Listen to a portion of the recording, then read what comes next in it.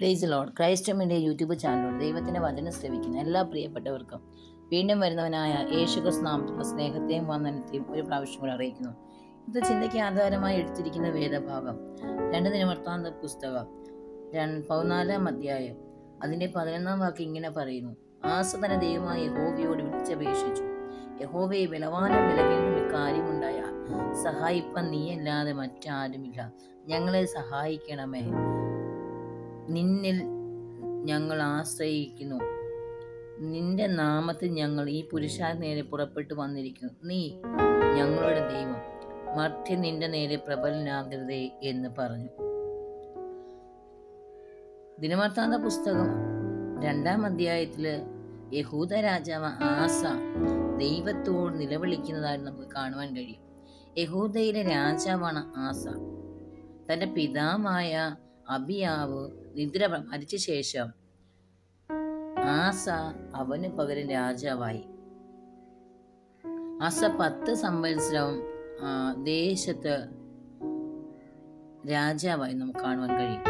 നോക്കുക, ഈ ആസയുടെ കാലത്ത് ദേശത്ത് എന്ത് ചെയ്തു? സ്വസ്ഥത ഉണ്ടായി. ആസ തന്റെ ദൈവമായ യഹോവയ്ക്ക് പ്രസാദമുള്ളത്, ദൈവത്തിന് ഹിതമുള്ളത് ചെയ്തു. അപ്പൊ ദൈവത്തിന്റെ ഹിതം എന്താണ് ആസ ചെയ്തത്?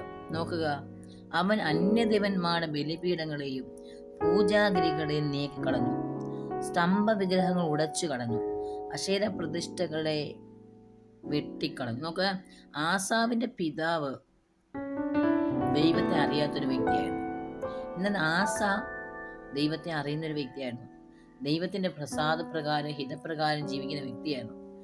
എന്നാൽ ആസ രാജാവ് യഹൂദദേശത്ത് രാജാവായപ്പോൾ തന്റെ പിതാക്കന്മാർ ചെയ്തു വന്ന ആ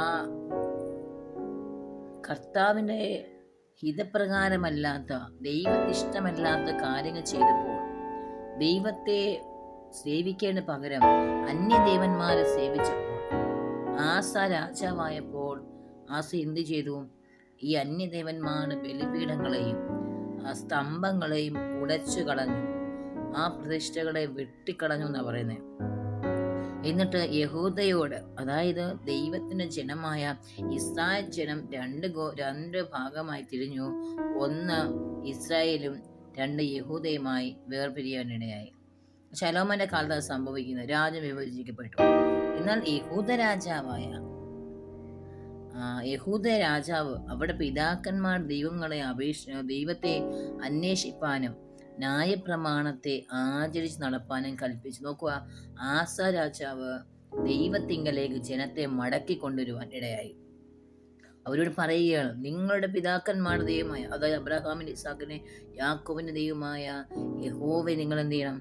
അന്വേഷിക്കണം, അവന്റെ കൽപ്പനകളെ നിങ്ങൾ ആചരിക്കണം എന്ന് കൽപ്പിച്ചു. രാജാവായതുകൊണ്ട് രാജാവ് തന്റെ അധികാരത്തിൽ പറയുകയാണ്, നിങ്ങൾ മ്ലേച്ഛമായി ചെയ്യുവാനല്ല, നിങ്ങൾക്ക് ഇഷ്ടം പോലെ ജീവിക്കാനല്ല, നിങ്ങളുടെ പിതാക്കന്മാർ ആചരിച്ച, അമ്മയെ അന്വേഷിച്ച ദൈവമായ യഹോവയെങ്കിലേക്ക് നിങ്ങൾ മടങ്ങി വരണമെന്ന് പറഞ്ഞു. ഒന്ന്, അമ്മ ഭരിക്കുന്ന ഹല്ലേലൂയ രാജാവിന്റെ തീരുമാനം. ഹല്ലേലൂയ, അവൻ ദൈവമായി ബന്ധമുള്ളവനായതുകൊണ്ട് ഭരിച്ചപ്പോൾ രാജാവ് ആ ജനത്തെ സത്യത്തിലേക്ക് നടത്തി.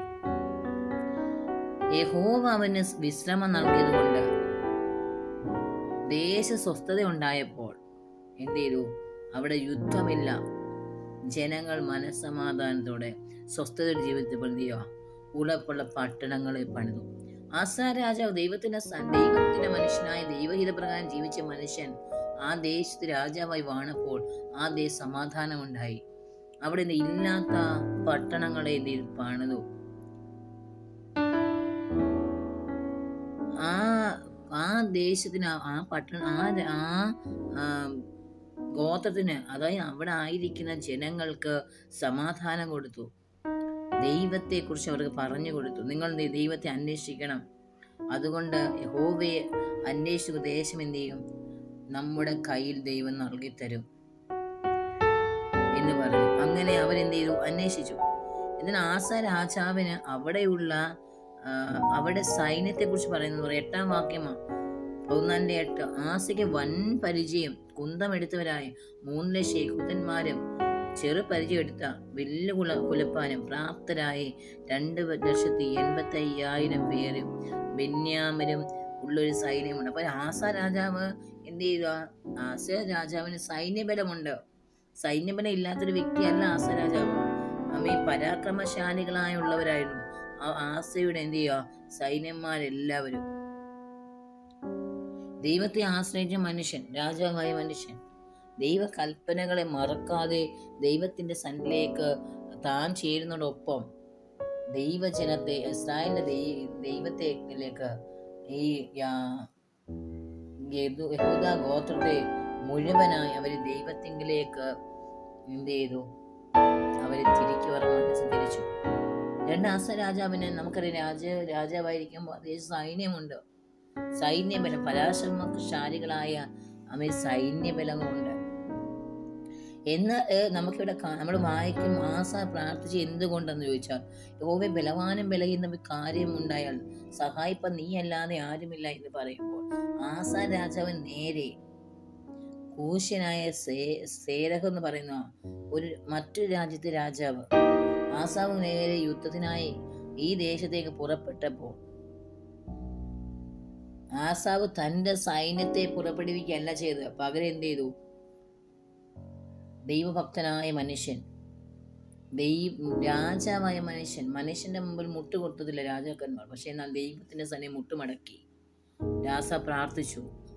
ദൈവമായ യഹോവയോട് വിളിച്ചപേക്ഷിക്കുകയാണ്. യഹോവയെ, ബലഹാനും ബലവീനും തമ്മിൽ കാര്യമുണ്ടായാൽ അങ്ങാണ് സഹായിക്കാനുള്ളത്. അതുകൊണ്ട് എന്ത് ചെയ്യുക? മനുഷ്യൻ പ്രബലനാകരുത്. ഇവിടെ മനുഷ്യൻ എന്ന് പറഞ്ഞാൽ ദൈവത്തെ അന്വേഷിക്കാത്തവരെ കുറിച്ച് ഇവിടെ പറയുന്നത്. ഈ ആസ രാജാവ് ദൈവത്തെ അന്വേഷിക്കുന്ന മനുഷ്യനാണ്. ആസ രാജാവ് ദൈവമുഖം അന്വേഷിക്കുന്ന മനുഷ്യനാണ്. തനിക്ക് യുദ്ധത്തിന് സൈന്യമുണ്ട്. പക്ഷേ ഇതിൽ സൈന്യബലത്തിൽ മനുഷ്യന്റെ മാനസിക ബലമാണ് സൈന്യബലം എന്നുള്ളത്. പക്ഷെ എന്ത് ചെയ്തില്ല? ഈ രാജാവ് സൈന്യബലത്തിൽ ആശ്രയിച്ചില്ല. പകരം എന്ത് ചെയ്തു? യുദ്ധത്തിനായി അവരണിനിരുന്നപ്പോൾ ദൈവത്തിന്റെ സന്നിധി മുട്ടുമടക്കുവാനിടയായി. അപ്പോൾ യഹോവ ആസയെ യഹൂദരെ മുമ്പിൽ ക്രൂശരെ തോൽക്കുമാറാക്കി. ഈ സേരഹ് എന്ന് പറയുന്ന ഇവർക്കെതിരായി നിൽക്കുന്ന യുദ്ധത്തിനായി വന്ന സൈന്യത്തെ ദൈവം എന്ത് ചെയ്തു? ആസയുടെയും യഹൂദന്മാരുടെയും മുമ്പിൽ എന്ത് ചെയ്തു? തോൽക്കുമാറാക്കി. എന്നിട്ട് എന്ത് ചെയ്തു? ഇവരെ പിന്തുണർന്നു. ഈ ആസ, അവനോട് കൂടെ ഉണ്ടായിരുന്ന പടജനം അവരെ എന്ത് ചെയ്തു? പിന്തുടർന്നു. ദൈവം എന്ത് ചെയ്തു? ഇവർക്ക് ശക്തി കൊടുത്തപ്പോൾ എന്നിട്ട് അവർ യഹോവയുടെയും അവന്റെ സൈന്യത്തിന്റെ മുമ്പാകെ നശിച്ചു. രണ്ടുപേരോട് പറയുന്നത്, ഈ രാജാവ് ദൈവത്തിന്റെ സന്നിധിയില് മുട്ടുമടക്കി ദൈവത്തെ അന്വേഷിച്ചപ്പോൾ ദൈവം അവനോടൊപ്പം ഇറങ്ങി വരികയും അപ്പൊ രണ്ട് ബലം അവളുള്ളേ. ദൈവം ആസയുടെ സൈന്യത്തിന് ബലം കൊടുത്തു. ഈ സൈന്യത്തോടൊപ്പം യഹോവ ഇറങ്ങി നിന്ന് എന്ത് ചെയ്തു? ഈ കടന്നു വന്ന കൂശ്യർ എന്ന് പറയുന്ന യുദ്ധത്തിന് പുറപ്പെട്ട ഇവരുടെ ശത്രുക്കളുടെ നേരെ എന്ത് ചെയ്തു? ദൈവം യുദ്ധത്തിനായി പുറപ്പെട്ടു. അവർ ദൈവത്തിന്റെയും സൈന്യത്തിന്റെയും മുമ്പിൽ നശിച്ചു പോയെന്നാ പറയുന്നത്. ഹല്ലേലൂയ. നോക്കുക, എന്നിട്ട് ഇവിടെ പറയുന്നുണ്ട്, ഈ ജനത്തെ, അതായത് ആസ രാജാവ് ഭരിക്കുന്ന യഹൂദാദേശത്തെ കുറിച്ചുള്ള ഭീതി അവിടെ മേൽ വീണു. യഹോവയെങ്കിൽ നിന്നൊരു ഭീതി എന്ത് ചെയ്തു? അവിടെ മേൽ വീണു. ആരുടെ മേലെ വീണേ? ഈ ശത്രുരാജ്യത്തിനെതിരായിട്ട് ദൈവത്തിനെ കുറിച്ചുള്ള പേടി. ഇവർക്ക് വേണ്ടി ഇറങ്ങി വന്ന ദൈവത്തെ കുറിച്ചുള്ള പേടി എന്ത് ചെയ്തു? ആ സൈന്യത്തെ, ആ ശത്രുദേശത്തിന്, അവരുടെ രാജാവിന് ഭടന്മാർക്കുണ്ടായി. എന്തുകൊണ്ടാണെന്നറിയാമോ പ്രിയരെ? യുദ്ധം വരുന്ന അറിഞ്ഞപ്പോൾ സൈന്യത്തെ അണിനിരക്കുകയല്ലേ ആസ രാജാവ്. ചെയ്തോ? ഇല്ല. പകരം എന്ത് ചെയ്തു? എനിക്ക് ബാഹ്യബലമുണ്ട്, എനിക്ക് സൈന്യബലമുണ്ട്, പക്ഷെ എന്നാലിതാ ആ ബലം പോരാ. പകരം എന്തുവാ? എനിക്ക് ദൈവം തന്നെ എനിക്ക് എന്ത് ചെയ്യണം? യുദ്ധത്തിനായി ഇറങ്ങി വരണം. പറയാണ്, തന്നെ താഴ്ത്തിക്കൊണ്ടാണ് ആസ സംസാരിച്ചത്. ഞാനൊരു രാജാവാണ്, ശരിയാണ് കർത്താവ്, പക്ഷേ എന്ന് പറഞ്ഞോ, ഞാൻ നിന്റെ മുമ്പിൽ ഞാൻ ബലഹീനനാണ്. ബലവാനാണ്. ഈ ശത്രുരാജ്യം വരുന്നത് ബലവാന്മാരാണ്. അതുകൊണ്ട് എന്ത് ചെയ്യുക? ഈ ബലഹീനായ എന്നെ സഹായിക്കാൻ അങ്ങ് മാത്രമേ ഉള്ളൂ. അതുകൊണ്ട് നീ അല്ലാതെ ഞങ്ങളെ സഹായിപ്പാൻ ആരുമില്ല. അതുകൊണ്ട് എന്ത് ചെയ്യും? ഞങ്ങൾക്ക് വേണ്ടി ഇറങ്ങി വരണമേ എന്ന് ആസാരാജു ദൈവത്തിന്റെ സന്നിധി ഇറങ്ങി വന്ന് നിലവിളിച്ചപ്പോൾ ദൈവം അവന് വേണ്ടി ഇറങ്ങി വരുവാനിടയായി തീർന്നു. Praise the Lord. പ്രിയരെ, നമ്മുടെ ജീവിതം എന്ത് ചെയ്യും?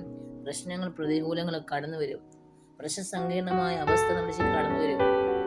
നമ്മളെ ഹല്ലേലൂയ ശത്രുക്കൾ നമ്മളെ അപമാനിച്ചെന്ന് വരും. നമ്മുടെ നേരെ യുദ്ധത്തിനായി പിശാചവന്റെ ഹല്ലേലൂയ അവന്റെ സഹായികളെ എഴുന്നേൽപ്പിച്ചെന്ന് വരും. പക്ഷെ എന്നാൽ നാം എന്ത് ചെയ്യണം? നമ്മുടെ ബലം കൊണ്ട്, നമ്മുടെ നാക്കിന്റെ വാക്ചാതുര്യം കൊണ്ടല്ല, ദൈവത്തിന്റെ സന്നിധി പോയിരുന്ന് എന്ത് ചെയ്യണം? പ്രാർത്ഥിക്കണം. ദൈവമാണ് പൂർണ്ണ ശക്തിയുടെയും പൂർണ്ണ അധികാരമെന്നും ദൈവത്തിനാണ് സകലതും കഴിയുന്നതെന്നും എന്ത് ചെയ്യണം? നാം വിശ്വസിച്ചുകൊണ്ട് ദൈവത്തിന്റെ സന്നിധി പ്രാർത്ഥിക്കണം.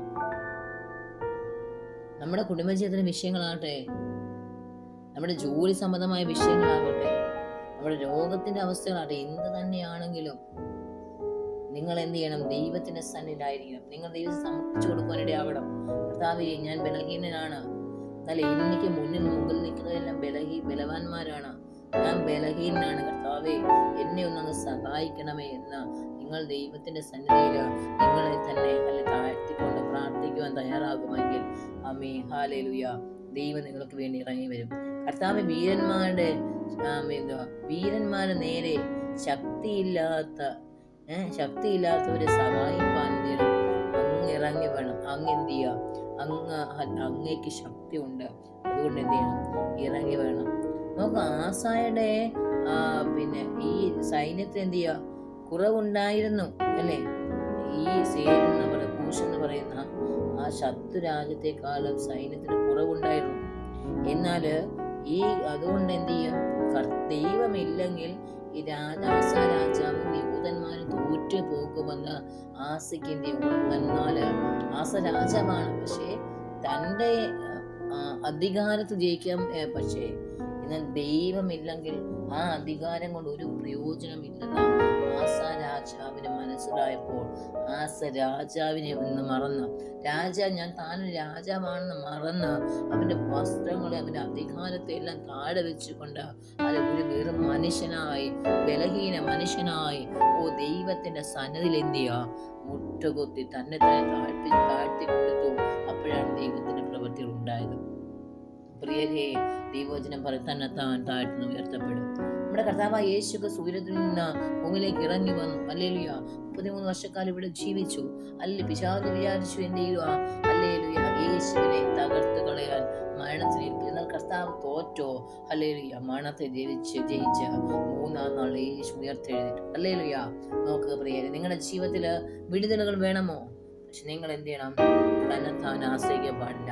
ദൈവത്തിന്റെ മുഖത്തേക്ക് നോക്കി ദൈവത്തിന്റെ സന്നിധി പൂർണ്ണമായി സമർപ്പിച്ചു കൊടുക്കുന്നെങ്കിൽ ദൈവം നിങ്ങളുടെ ജീവിതത്തിൽ അത്ഭുതങ്ങളെ ചെയ്യും. ഈ വചനങ്ങളാ ദൈവം നമ്മെ ഒന്നിച്ച് മാനിക്കട്ടെ. ആമേൻ.